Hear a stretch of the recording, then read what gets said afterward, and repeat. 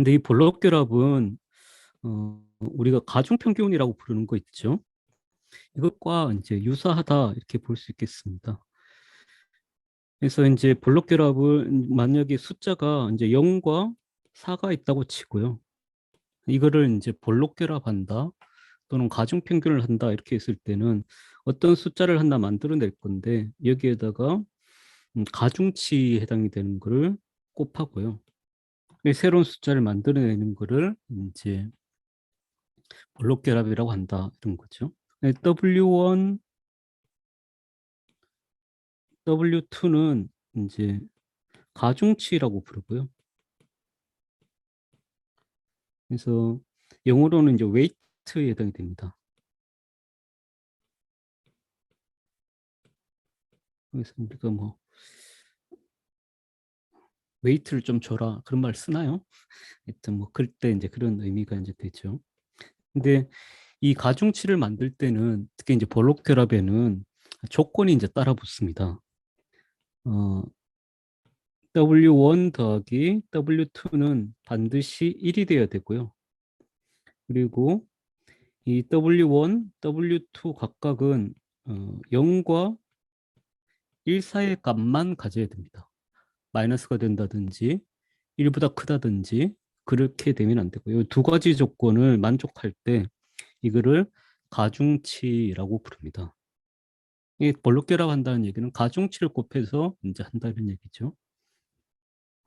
그러니까 우리가 보통 이제 평균을 낸다 이렇게 했을 때 이걸 달리 보면 이제 이렇게 쓸 수 있죠.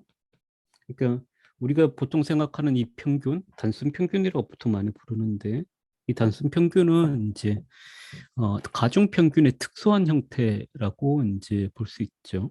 거꾸로 가중 평균은 평균의 일반적인 형태에 해당이 된다라고 이제 볼 수 있는 거죠.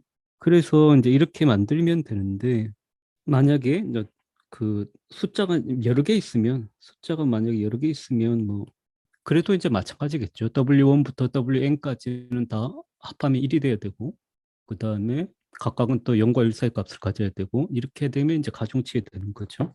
근데 이렇게 하면 이제 간단한데, 근데, 수학을 할 때는 이걸 반드시 그림을 그릴 수 있으면 반드시 그림을 그려봐야 되고요. 그리고, 어, 그림으로 그렸을 때 이 장점은 이제 굳이 계산하지 않더라도 직관적으로 알아낼 수 있다라고 하는 이제 그런 장점이 있죠.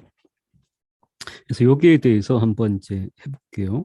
수직선을 이렇게 하나 그어서 0과 이제 4를 잡습니다. 1, 2, 3 이렇게 되겠죠. 그래서 이제 가중평균을 할 건데 W 곱하기 0 더하기 1, 이제 합하면 1이 돼야 되니까 숫자는 두 개밖에 없으니까 이렇게 해서 이제 가중평균을 할게요. 그럼 여기서 이제 가중치를 2분의 1로 잡아요. 그럼 이거를 뭐 C라고 할까요? 그러면 C가 이제 2가 되겠죠? 그럼 2가 어디에서 나타나냐 그러면 여기에 나타나게 돼요. 이게 W가 2분의 1일 때 이제 이렇게 돼요. 그 다음에 W가 만약에 4분의 1이라고 이제 생각을 해봐요. 그럼 0일 때는 이제 C가 이제 4가 돼야 되고요.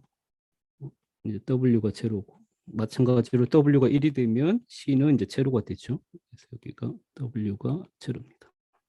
아, 그러니까 W 값이 어떻게 되느냐에 따라서 수직선이 이렇게 이제 찍히게 돼요. 지금은 이제 딱 나눠지는 조금 숫자가 편한 걸 했지만 W가 0에서 1 사이까지 무수히 많은 값을 가지게 되면 그거는 W의 값에 따라서 이 선상에 있는 어느 한 점으로 나타나게 될 거다라는 거죠. 그래서 가중평균을 한다라는 거를 그림으로 나타내면 이런 형태임을 이제 의미합니다.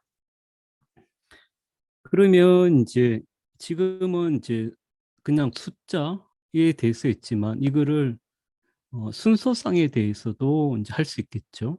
지금은 스칼라에 대해서 했지만 또는 이제 1차원의 벡터에 대해서 얘기를 했지만 이거를 순서상에다 적용을 해서 여전히 할 수 있을 거다. 이제 이런 겁니다. 그래서 이렇게 숫자를 만들어낼 수 있을 거다. 이런 얘기죠. 근데 이거를 그리면, 그림으로 나타내면 도대체 어떻게 나타나게 될까요? 간단하게 생각해 보면 여기가 x고 y고 여기가 x좌표, y좌표 이렇게 될 거니까 이렇게 해서 여기를 x좌표로 잡고 여기를 y좌표로 잡으면 0과 0이 있고 그 다음에 4와 4가 있고 이렇게 되겠죠. 그럼 이럴 때 만약에 w가 2분의 1이라면 어디에 찍히게 될까요? 점이. 그렇죠. 거기에 찍히죠. 그러니까 이제 이렇게 순서상으로 뭔가 나와 있을 때 이거를 그림으로 그려봐라 이렇게 되면 XY 좌표를 잡은 다음에 2차 평면을 잡은 다음에 이렇게 해서 여기서부터 여기까지 여기에 따라서 숫자가 왔다 갔다 하게 될 거다. 이제 이런 얘기죠. 그죠? 이제 이런 식으로 되겠죠. 그러면 이거 3차원으로 확대할 수도 있을 겁니다. 그죠? 그러니까 이거를 0, 0, 0, 4, 4, 4 이렇게 했으면 이제 3차원으로 이렇게 확대시켜서 X, Y, Z 이렇게 해서 3차원 공간상에도 이제 그림 그릴 수 있을 거고 이 가중치에 따라서 어떤 식으로 변하는지도 이제 나타낼 수 있겠죠. 그래서 볼록 결합을 한다라고 하는 거는 이제 무한히 이제 확장을 할 수 있게 이 순서상을 무한히 이제 확장할 수 있게 될 건데 그림으로 그리지는 못하더라도 그 이미지가 머리에 떠오르기는 하죠.